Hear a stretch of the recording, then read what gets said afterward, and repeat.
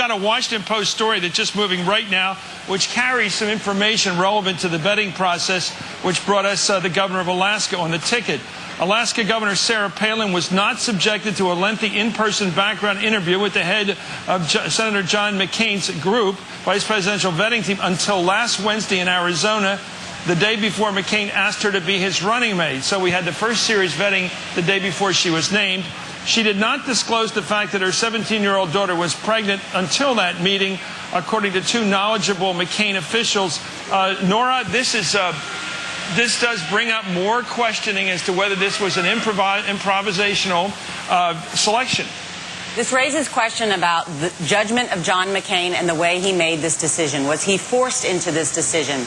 As anonymous Republican sources were saying today, he wanted Joe Lieberman, he wanted Tom Ridge. His inner team argued against that because there would be a floor fight on this very convention, not the type of convention night they had tonight, where everyone was very happy inside that hall. Happy about those speeches, happy about the choice of Governor Palin, the social conservatives happy. But this story will continue about why she was not vetted more fully, why this decision, one of the most important decisions you can make that signals what type of executive you're going to be, was made at the very last minute. What this Washington Post story says is she was not interviewed by a lengthy process by the lawyer reading this until Wednesday. She was announced on Friday. The lawyers who go up there and vet things did not go up there until Thursday. The campaign has been telling us they know everything. Rick Davis earlier on MSNBC said there will be nothing else coming out against her that could damage her candidacy. But this is significant because it will raise questions. David Plouffe, Obama's campaign manager, today is saying this is totally different than how we ran it. They said they interviewed Biden's whole inner family for things, that it was a lengthy,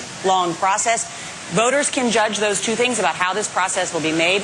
She's going to have a big primetime speech tomorrow night. She might just hit it out of the park. She is definitely a rising star in the Republican Party. She is an impressive woman. But this is raising questions about McCain's judgment and McCain's campaign. Well, I guess the question you'd have to ask, would he give more time to the selection of a Secretary of State, a Secretary of Defense, a Secretary of the Treasury, Rachel, than just a quick, apparently one-shot interview? And what's his opinion of the vice presidency? Does he think this is an important job? My sense of what's important about the vice presidency is one thing political and one thing patriotic. The political choice has to be, will this person make it less likely that I can get elected? Yet to be seen with Sarah Palin. But the patriotic choice is, I'm about to do something that is incredibly anti-democratic. I'm about to do something that within our system of government is gives more power to one person than almost anything else that happens in American politics, and that is a nominee picking the vice presidential selection. There's no Senate vote on that. The person doesn't have to be confirmed. That takes a lot of trust from the American people that we have that sort of system.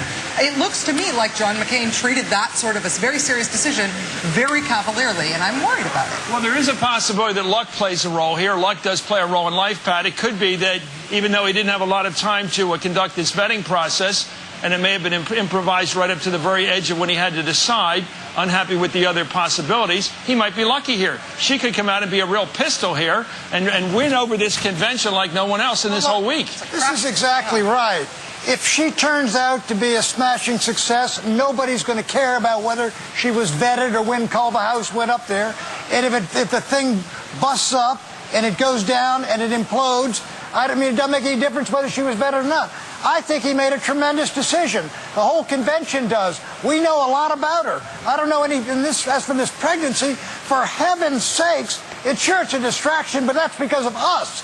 We didn't go after John Edwards, who had far worse a problem, and attended him, and this is a daughter had a pregnancy. Just clarify.